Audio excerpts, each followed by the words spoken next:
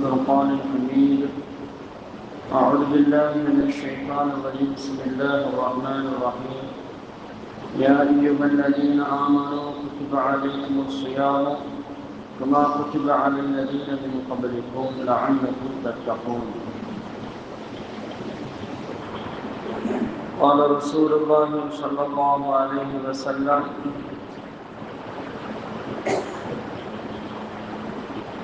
وهو شهر الصبر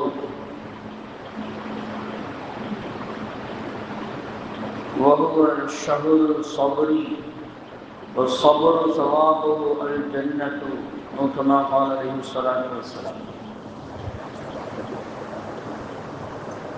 அளவற்ற அருளாளர்கள் நிறைந்த அன்புடையோருமாகிய அல்லாஹ்வுக்கு நாமத்தால் ஆராதனை செய்கின்றோம்.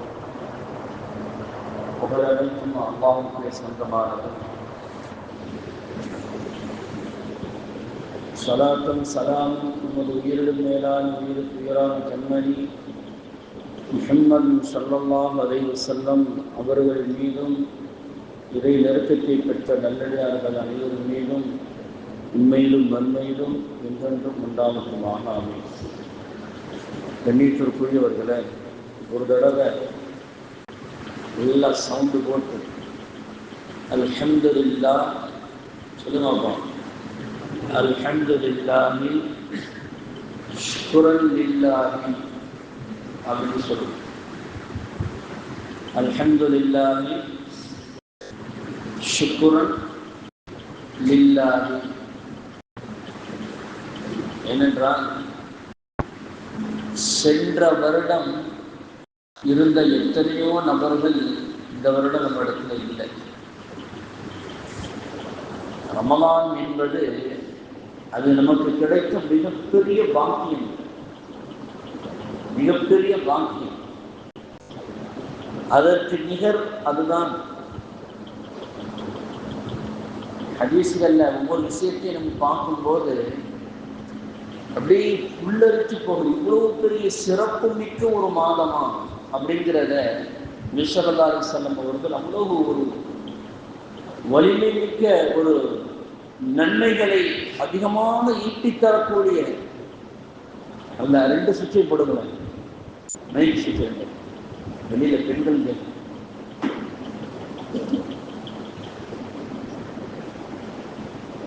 அதிகமான நன்மைகளை ஈட்டித்தரக்கூடிய ஒரு மாதம் இந்த மாதம். ஒவ்வொரு செகண்டும் இதில் அல்லாஹ்வுடைய அருள் இருந்து கொண்டே இருக்கும். மற்ற மாதங்களை போன்று இதை ஒரு வீண் விளையாட்டாக நீங்கள் எடுத்துக் கொள்ளாதீர்கள் என்று சொல்லி தருகிறார்கள் நபி ஸல்லல்லாஹு அலைஹி வஸல்லம் அவர்கள். மற்ற மாதங்களில் நம்ம பொதுபோக்குத்தனமா இருந்துருவோம். எவ்வளவு பொதுபோக்குத்தனமா இருப்போம். வெட்டியா உட்காந்து பேசிக்கிட்டு இருப்போம். தேவையில்லாமல் கடற்கரையில் உட்காந்து பேசிக்கிட்டு இருப்போம். அங்கே போய் உட்காந்துருப்போம், இங்கே போய் உட்காந்துருப்போம். ஏன்னா பாலத்தில் போய் உட்காந்துக்கிட்டு கதை அடிச்சுக்கிட்டு இருப்போம். ஏன்னா ஊருக்கு போகும்போது பார்த்தோம்னா அந்த ராஜாமட பாலத்தில் அது ஒரு கூட்டம் இருக்கு.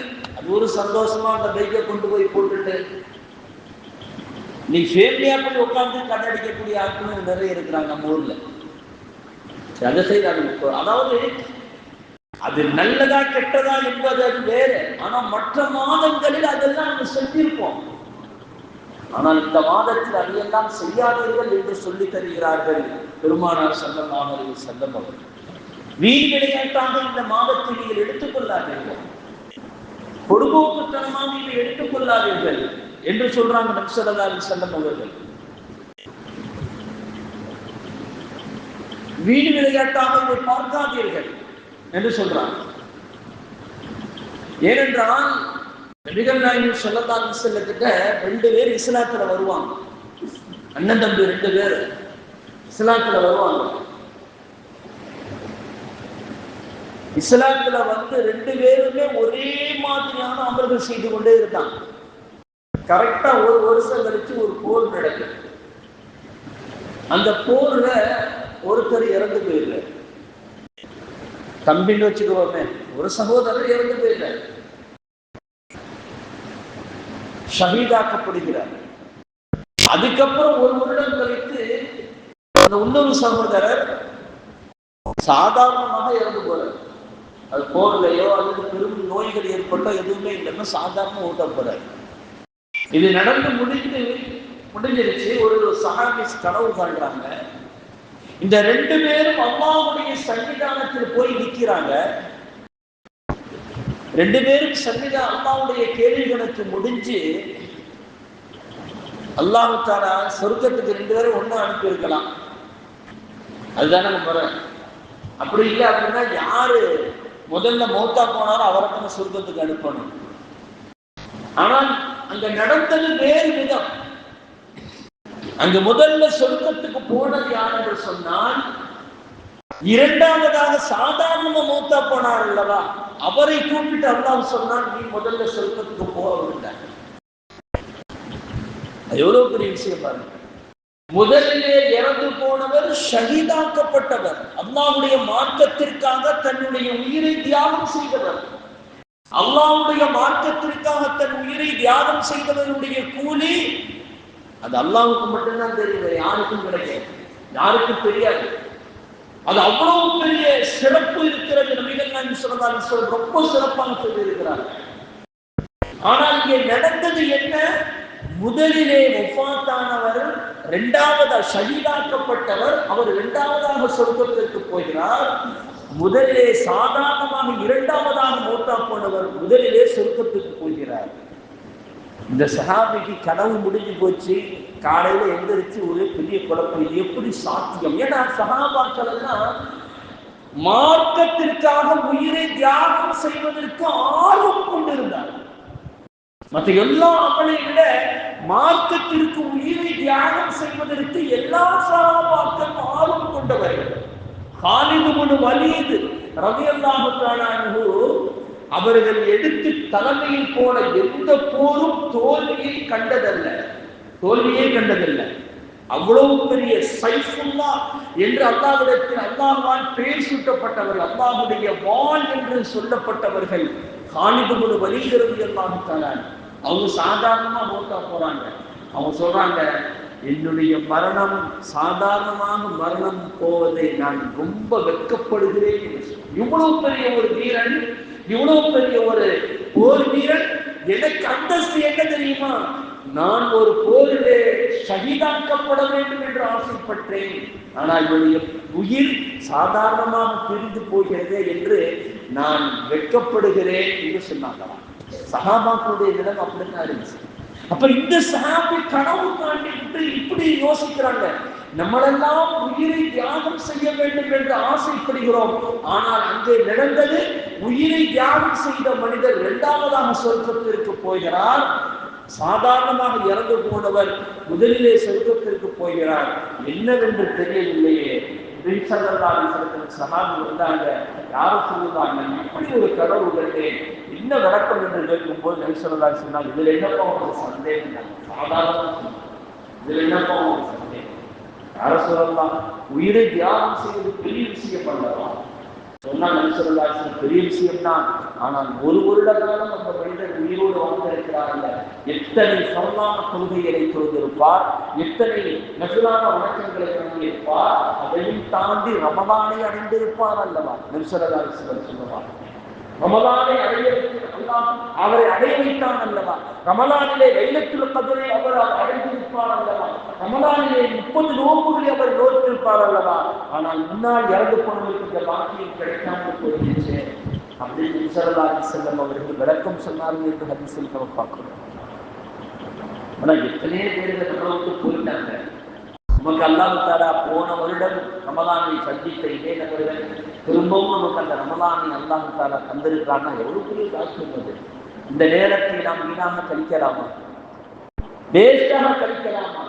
நபி ஸல்லல்லாஹு அலைஹி வஸல்லம் அவர்கள் சொல்லுவாங்க, இந்த மாதத்துடைய நன்மைகளை பற்றி பலவிதமா சொல்லும்போது சொல்லுவாங்க, ஒரு சாதாரணமாக ஒரு நஃபிலான வணக்கத்தை ஒரு மனிதன் செய்தால், வேற மாதங்களில் ரமதானில் ஒரு மனிதன் நஃபிலான வணக்கங்களை ஒருவன் செய்கிறான் என்று சொன்னால், மற்ற மாதங்களில் ஃபர்தை நிறைவேற்றினால் என்ன நன்மை கிடைக்குமோ அந்த நன்மை இங்கே கிடைக்கும் என்று சொன்னார்கள் ஸல்லல்லாஹு அலைஹி வஸல்லம். இன்னைக்கு ஒரு சுபஹானல்லாஹ் நம்ம சொன்னோம் என்று சொன்னால், மற்ற மாதங்களில் ஃபர்தான வணக்கங்களை செய்த நன்மை நமக்கு கிடைக்கிறது. ஒரு தஹஜ்ஜத் நேரத்தை நாம் இந்த நேரத்தில் நாம் தொழுதோம் என்று சொன்னால் சகருக்கு எப்படி இருந்துச்சுதான் ஆகும். ஆனால் 2, 4, 6, 8 சஹஜ் தொழுகை நாம் தொழுதோம் என்று சொன்னால் மற்ற மாதங்களில் ஃபர்லான வணக்கங்களை செய்த நன்மை நமக்கு எழுதப்படுகிறது. அதே நேரத்தில் நபி ஸல்லல்லாஹு அலைஹி வஸல்லம் சொன்னார்கள், இந்த நேரத்தில் இந்த ரமலானுடைய காலத்தில் யாராவது ஒரு ஆள் ஃபர்லான வணக்கத்தை செய்வார்களேயானால் மற்ற மாதங்களில் 70 ஃபர்துகள் செய்த நன்மை இங்கே கொடுக்கப்படுகிறது என்று சொன்னார் நபி ஸல்லல்லாஹு அலைஹி வஸல்லம். எவ்வளவு பெரிய பாக்கியம் பாருங்க, நம்ம யோசித்து பாருங்க. இவ்வளவு பெரிய நன்மைகளை மாறி வழங்கக்கூடிய ஒரு அற்புதமான மாதத்தை அல்லாஹ் நமக்கு தந்திருக்கிறார் என்று சொன்னா இதை நம்ம எந்த அளவுக்கு நம்ம பயன்படுத்தணும், எவ்வளவு தூரம் இதை நாம் விழித்திருந்து கொஞ்சம் கஷ்டப்பட்டு ஒரு மாத காலம் இதை நாம் சரியாக பயன்படுத்தணும் என்று சொன்னால் அடுத்து வரக்கூடிய அந்த ஒரு 11 மாதங்களும் அல்லாஹ் நமக்கு நிரப்பமான வாழ்க்கையை தருவார். அதனால தான் நபி ஸல்லல்லாஹு அலைஹி வஸல்லம் சொன்னாங்க, ஷஹ்ருன் அதீமுன் முபாரக்குன், அதை இந்த மாதத்தில் நீ செய்யக்கூடிய ஒவ்வொரு நபனுக்கும் அடுத்து வரக்கூடிய 11 மாதங்கள் உனக்கு பரக்கத்து செய்யப்படுகிறது. இந்த மாசத்துல மட்டும் அது பரக்கத்து செய்யப்பட்ட மாதம் அல்ல, அடுத்து வரக்கூடிய ஆண்டு முழுவதும் அது பரக்கத்தாக இருக்கும், அது ரஹ்மத்தாக அது மாறும். அது உயர்ந்த உன் வாழ்க்கையுடைய அந்த நடைமுறையை அப்படியே மாற்றக்கூடியதுதான் ரமலான் என்பது. சாதாரணமானதல்ல. ஒவ்வொரு மனிதனுடைய வாழ்க்கையுடைய அந்த நடைமுறையை மாற்றி ஒரு ஒழுங்குபடுத்துவதற்கு தான் ரமலான் என்பது. ஏதோ ரமலான் வந்துச்சு போனுச்சு அப்படி கிடையாது. ரமலான் வந்து எல்லா மாதங்களை போன்று நோன்பு வச்சோம் போயிருச்சு அப்படி கிடையாது. ரமலான் என்பது அடுத்து வரக்கூடிய காலங்களில் எப்படி அவன் வாழ வேண்டும், ஒழுக்கத்தோடு அல்லாஹ்வுடைய சிந்தனையோடு பண்போடு மார்க்க விதிமுறைகளோடு எப்படி வாழ வேண்டும் என்பதை ஒரு பாடமாக கற்றுத்தரக்கூடியதுதான் ரமலான். அதனால்தான் நபி ஸல்லல்லாஹு அலைஹி வஸல்லம் இந்த ஒரு நீண்ட ஹதீஸில் சொல்லுவாங்க, இந்த ரமலான் எப்படி தெரியுமா, அது ஷஹ்ரு ஸப்ரி வஹுவ ஷஹ்ரு ஸப்ரி சொல்லுவார்கள், இது பொறுமைக்குரிய மாதம் என்று சொல்வார்கள். பொறுமைன்னா என்ன? கட்டுப்படுத்துறது. பொறுமைன்னா என்ன? கட்டுப்படுத்துவது தானே. ஒருத்தர் அடிக்க வரலாம், நம்மளுக்கு அவனை அடிக்க முடியும், எல்லா சக்தியும் இருக்குது, கட்டுப்படுத்துறமா இல்லையா? அவன் அடிச்சா என்ன செஞ்சிருவான், செத்து போயிடுவான், கீழே விழுந்துருவான், அல்லது ஏதாவது ஆகி போயிடும். நம்ம கட்டுப்படுத்துறோமா இல்லையா? நம்ம வேகத்தை கட்டுப்படுத்துறோமா இல்லையா? இதுக்கு பேர் தான் பொறுமை. பொறுமை என்பது தன்னை கட்டுப்படுத்தி இருப்பது. அதனால்தான் ஸல்லல்லாஹு அலைஹி வஸல்லம் இந்த மாசத்தை பற்றி சொல்றாங்க, உங்களுடைய நஃப்ஸை கட்டுப்படுத்துங்கள், உங்களுடைய ஆசைகளை கட்டுப்படுத்துங்கள். இந்த 11 மாதங்கள் எதுவெல்லாம் உங்களுக்கு ஹலாலாக ஆக்கப்பட்டதோ, பகலில் ஹலாலாக ஆக்கப்பட்டதோ, அது அத்தனையும் இந்த ரமலானுடைய பகலில் உங்களுக்கு அது ஹராமாக்கப்பட்டது. மனைவி ஹலால், ஹலாலான மனைவி தான், ஆனால் ரமலானுடைய பகலில் அது ஹராமாக்கப்பட்டது. நீங்கள் குடிப்பது உண்பது எல்லாம் உங்களுக்கு ஹலால் தான், ரமலானுடைய பகலில் அது ஹராமாக்கப்பட்டது. பக்குவத்தோடு நீங்கள் செய்து கொள்ளுங்கள். அதனால்தான் நபி ஸல்லல்லாஹு அலைஹி வஸல்லம் சொல்லும்போது சொல்லுவார்கள், யாருக்காவது நோன்பு வைக்க முடியல, பெண்களுக்கெல்லாம் அந்த நோன்பு வைக்க முடியாத காலகட்டங்கள் வரும், அல்லது வயசானவங்களுக்கு விதிவிலக்கு இருக்குது, நோய்வாய்ப்பட்டவங்களுக்கு விதிவிலக்கு இருக்குது, அப்படிப்பட்டவர்களுக்கு கூட நீங்க நோன்பு மாதிரி நடிக்கின்றாங்க நபி ஸல்லல்லாஹு அலைஹி வஸல்லம். மற்றவங்களை பார்க்கும்போது நோன்பு மாதிரி நடிக்க, நோன்பு மாதிரி ஒரு பாவனையை நீங்கள் உண்டாக்கி கொள்ளுங்கள்.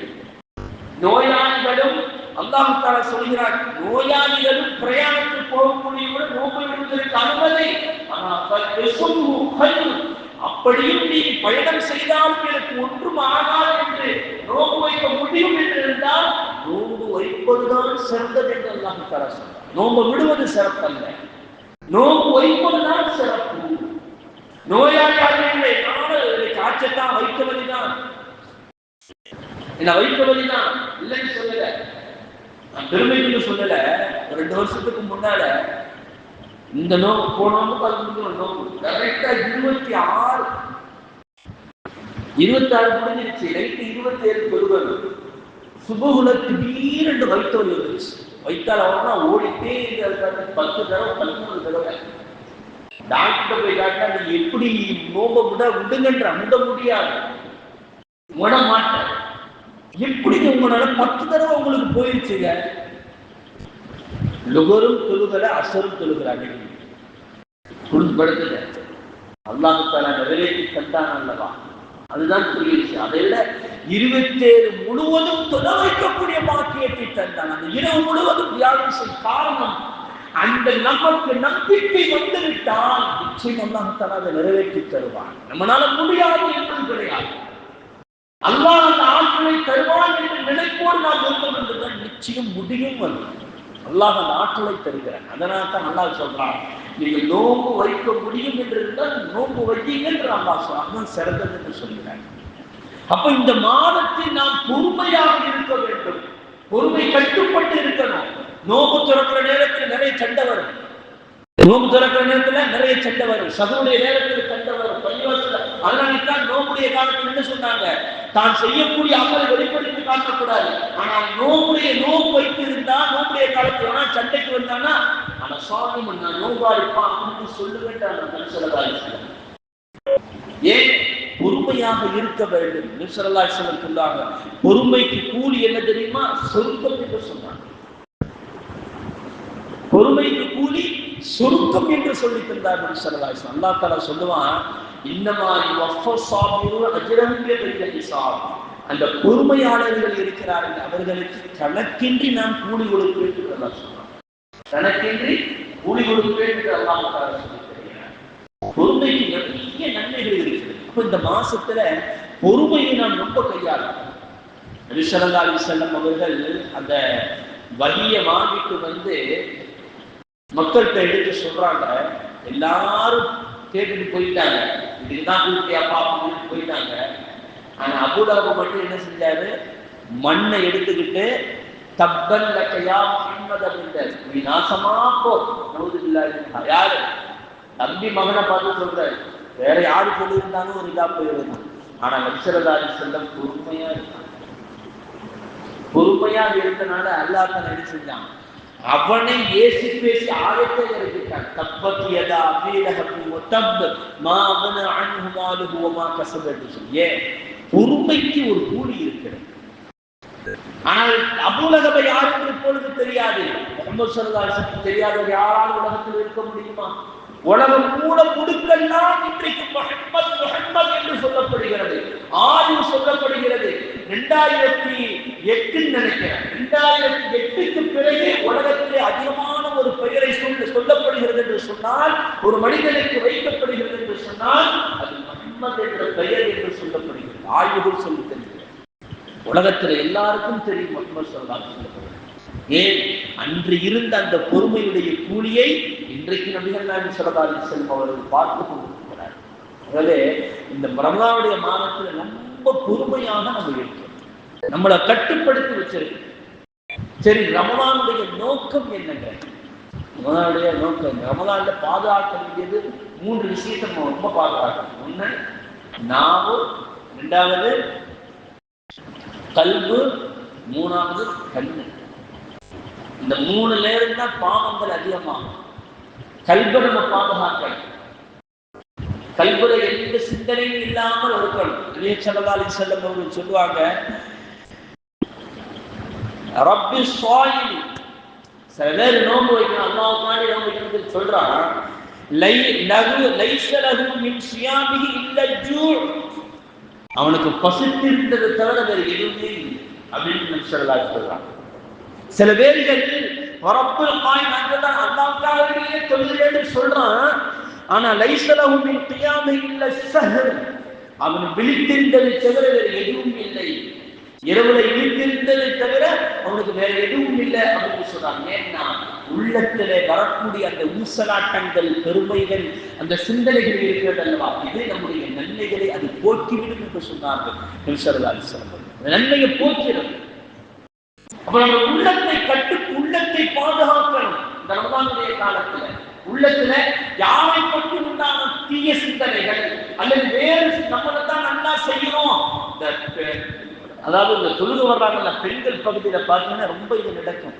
நீ என்ன தொழுகிற அல்லாஹ் இப்படி இருக்கிற அப்படி இருக்கிற. ஆனால் அடுத்தவர்களுடைய விஷயத்தை பற்றி நம்ம பார்க்கவே கூடாது. நாம் எப்படி இருக்கிறோம், அதான் நம்முடைய சிந்தனைகள் எப்படி இருக்கிறது, அடுத்தவன் என்ன செய்யறான் அதை பற்றி நமக்கு தேவையே கிடையாது. நாம் எப்படி தொழுகிறோம், நம்முடைய அம்மை எப்படி இருக்கிறது, நம்முடைய செயல்பாடுகள் எப்படி இருக்கிறது, இந்த சிந்தனை ஒவ்வொரு மனிதனுக்கும் வர வேண்டும். கல்வை பாதுகாத்துக் கொள்ளுங்கள் என்று சொன்னார்கள் ஸல்லல்லாஹு அலைஹி வஸல்லம். இரண்டாவதாக கண்ணை பாதுகாத்து சொல்றாங்க. கண்ணு, பார்வைதான் பாவத்துடைய முதல். நபி ஸல்லல்லாஹு அலைஹி வஸல்லம் சொன்னாங்க, பார்வை இருக்கிறது அது எவ்வளவு பெரியது என்று சொன்னால், அம்பு இருக்குதுல்ல, அம்பு வில்லுன்னு ஒரு அம்பு, இந்த அம்பை விட மிக மோசமானது பார்வை. ஷைத்தானுடைய அன்பு என்று சொன்னார்கள் நபி ஸல்லல்லாஹு அலைஹி வஸல்லம் சொன்னாங்க. சைத்தானுடைய அன்பு என்று சொன்னார்கள் பார்வை. எத்தனையோ இளைஞர்கள், எத்தனையோ அதாவது செல்ல இன்னைக்கு ரொம்ப அடிக்ட் ஆகி போயிருக்கக்கூடிய உலகம், கண்டதையும் அது பார்த்து விடுவோம். நம்ம தான் பார்க்கறது தேவையில்லை, அதுதான் வந்து விடுவோம். ஆனால் அந்த நேரத்தில் நாம் இந்த காலகட்டத்தில் செல்போனை கொஞ்சம் ஓரத்தில் வச்சிருக்கோம். தேவையில்லை நமக்கு.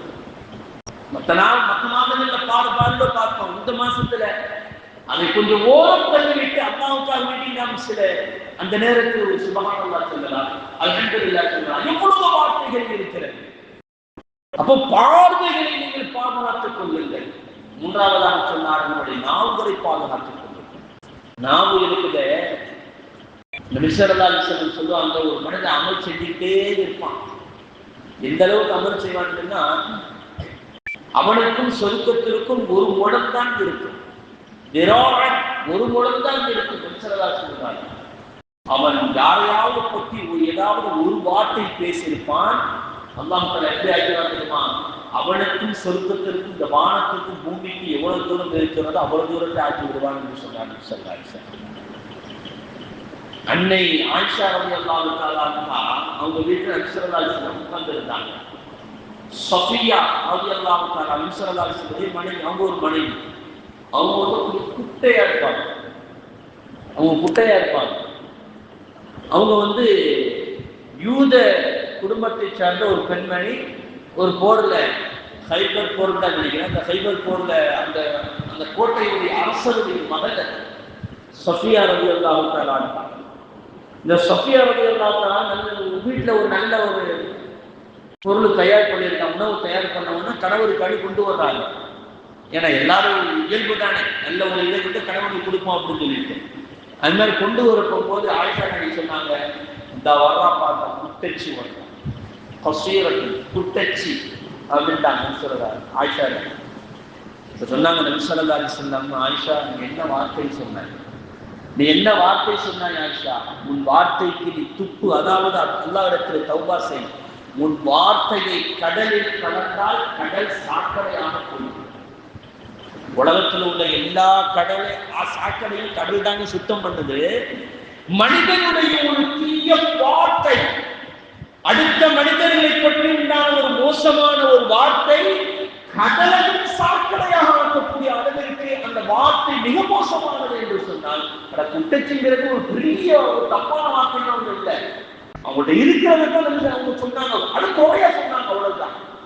மனிதன்கிட்ட இருக்கிறத அதை குறையா சொன்னது, அவ்வளவுதான். நபி ஸல்லல்லாஹு அலைஹி வஸல்லம் எவ்வளவு தூரம் படித்தார்கள், ஆயிஷா உன் வார்த்தைக்கு நீ அல்லாஹ்விடத்தில் மன்னிப்பு கேள். உன் வார்த்தையை கடலில் கலந்தால் கடல் சாக்கடையாக போய்விடும் என்று சொன்னார்கள். என்று சொன்னால் நாற்றமடிக்க ஆரம்பித்துவிடும் என்று சொன்னார்கள். என்று சொன்னால் நாம ரொம்ப பாதுகாப்பு செய்யலாமா? புனிதமான இந்த ரமலானுடைய மாதத்தில் நாம் எவ்வளவு நன்மைகளை செய்ய வேண்டுமோ அவ்வளவு நன்மைகளை நாம் செய்து அல்லாஹ்வுடைய நெருக்கத்தை பெற வேண்டும். இது மாதிரியான நிறைய ரமலான்களை அடைய வேண்டும் என்ற ஆசையோடு நம்ம செய்யணும். அல்லாஹ்விடத்தில் துஆ கேட்கணும். செய்யலாமா? குறிப்பாக நபிகள் நாயகம் ஸல்லல்லாஹு அலைஹி வஸல்லம் சொன்னாங்க, நோன்பு திறக்கிற நேரத்தில் அல்லாஹ்வுடைய ரஹ்ம, அதாவது சந்தோஷத்தின் மாசாலை அல்லாஹ் திறந்து வைத்திருக்கிறான். 30 நாட்கள் நமக்கு அல்லாஹ் சந்தோஷம் வாசலை திறந்து வைக்கிறான். நம்முடைய சந்தோஷத்தை கேட்டுக்கொண்டே இருக்கக்கூடிய ஒரு நேரம். அந்த நேரத்தில் நம்ம உள்ள நோன்பு திறக்கிறது இல்லை, அதை கொண்டாங்க இதை கொண்டாங்க, அந்த நேரத்தில் அப்படி போய் தெரிஞ்சுக்கிட்டு இருக்கக்கூடாது. முன்கூட்டியே தயார் பண்ணிட்டு ஒரு 6 மணிக்கெல்லாம் என்ன செஞ்சு இன்ஷா அல்லாஹ் நம்ம துவா செய்யக்கூடிய ஒரு சூழல் நம்ம உட்கார்ந்து சரியா. இன்றிலிருந்து நம்ம முடிவு பண்ணியாச்சு, வெளிமைக்கு போட்டு நம்ம துவா செய்யணும் அப்படின்னு. ஏன்னா எங்க வீட்டுல உள்ள பெண்களும் ஆமின்னு சொல்லட்டுமே, அந்த நேரத்தில் வீண் பேச்சுகள் இல்லாமல் இருக்கட்டும் சரியா. அதனால நோன்பு துறக்கிற நேரத்துல அல்லாஹ்வுடைய அந்த ரஹமத்துடைய சந்தோஷ வாசலை நாம் அடைய வேண்டும். அல்லாஹ் அதற்கு அருள் செய்ய வேண்டும். ஆஃபர் தவானா அல்ஹம்துலில்லாஹி ரப்பில் ஆலமீன். அஸ்ஸலாமு அலைக்கும் வரஹ்மத்துல்லாஹி வபரகாத்துஹு. நமது சேனலின் விளம்பரங்களுக்கு sunnatroth@gmail.com